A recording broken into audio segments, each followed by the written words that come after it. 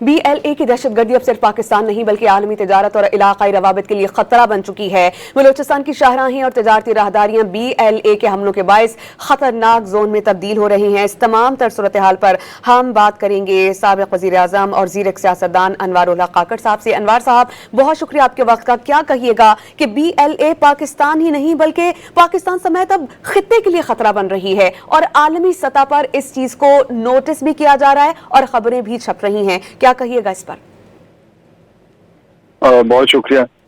जैसे कि आपने अपने इंट्रो में एक्सप्लेन किया है कि ये जो दहशतगर्द तंजीम है, इन्होंने पहले तो मकामी सतह पे लोगों के रोजगार को, आमद और रफ्त को, उसको टारगेट करके disruption with in province, with in country करने की कोशिश की। अब चूंकि हमारा ज़ाहिर है ईरान के साथ मुंसलिका बॉर्डर है और उससे जुड़े हुए फिर ये पुरानी RCD तुर्की तक और यूरोप तक भी ये रास्ता जाता है, तो इसके जो असरात हैं वो पूरे खित्ते में महसूस किए जा रहे हैं।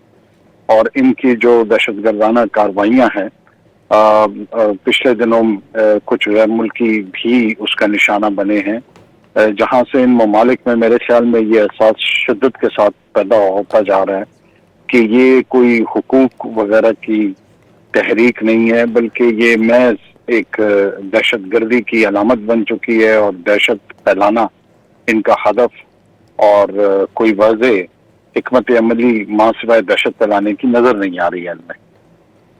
अच्छा, अनवार उल हक काकड़ साहब, मैं आपसे ये जानना चाह रही थी कि ग्लोबल टेररिज्म इंडेक्स 2026 के मुताबिक गुज़श्ता बरस पाकिस्तान में दहशतगर्दी की 3/4 वाक़यात सिर्फ बलूचिस्तान ही में रिपोर्ट हुए हैं और ये बलूचिस्तान में अदम इस्तेहकाम की कीमत पाकिस्तानी अवाम भी चुका रहे हैं और बहुत हद तक आलमी सप्लाई चेन्स और बैनुल अक़वामी सार्फिन भी अदा कर रहे हैं। और अगर अमेरिका, ऑस्ट्रेलिया, बरतानिया की बात हो, वो भी इसको एज ए थ्रेट समझ रहे हैं। तो हमें किस तरह के इक़दाम उठाने चाहिए इन कार्रवाइयों को रोकने के लिए और इनको दहशतगर्दी इनकी जड़ों से उखाड़ने के लिए?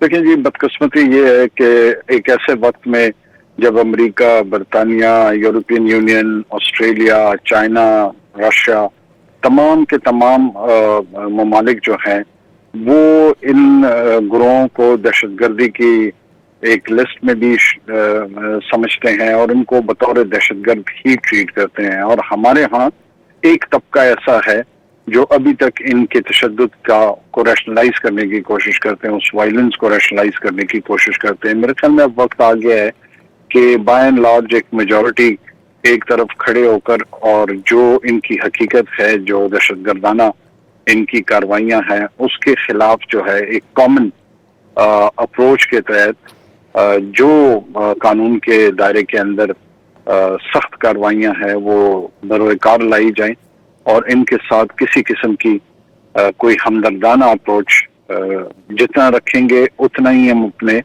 अनआर्म्ड सिटीजन्स के साथ ज्यादती करेंगे।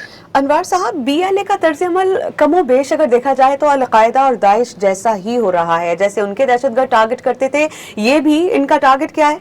ट्रेन्स को सबोताज कर दें, शाहराहों, मालबरदार गाड़ियों को हमला करें। और ये सिर्फ बलोच अवाम ही नहीं बल्कि जो लोग इस रोजगार से जुड़े हुए हैं उनके रोजगार को मुतासिर करने के मुतरादिफ है। तो आपने कहा कि सख्त कार्रवाइयां बरूए कार लाई जाएं, किस किस्म के इक़दाम उठाने चाहिए, ना सिर्फ कौमी बल्कि बैनुल अक़वामी सतह पर?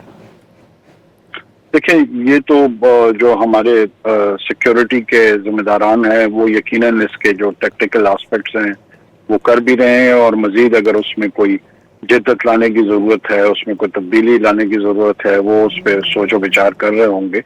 और मुझे पूरा यकीन है कि इंशाल्लाह बहुत जल्द हमें एक रिन्यूड अप्रोच के तहत कार्रवाइयाँ नजर आएंगी। जहाँ तक ताल्लुक है कि ये दहशतगर्दाना तर्ज अमल इनका अल-कायदा के साथ है, तो ये हमें याद रखना चाहिए कि इन्होंने खौल अपने ऊपर सेकुलरिज्म का चढ़ाया हुआ है। मेथडोलॉजी इनकी सारी दाइश और अल-कायदा की है। आप खुदकुश बमबार धमाकों को शायद भूल रहे हैं। वो एक ऐसा टूल इन्होंने अपनाया है जो आपको दाइश के प्लेटफॉर्म पे, अल-कायदा के प्लेटफॉर्म पे नजर आता है। इन्होंने पूरा का पूरा तर्ज अमल उन रेडिकल ग्रुप्स का लिया हुआ है और बजाय अपने आप को सेकुलर पेश करते हैं।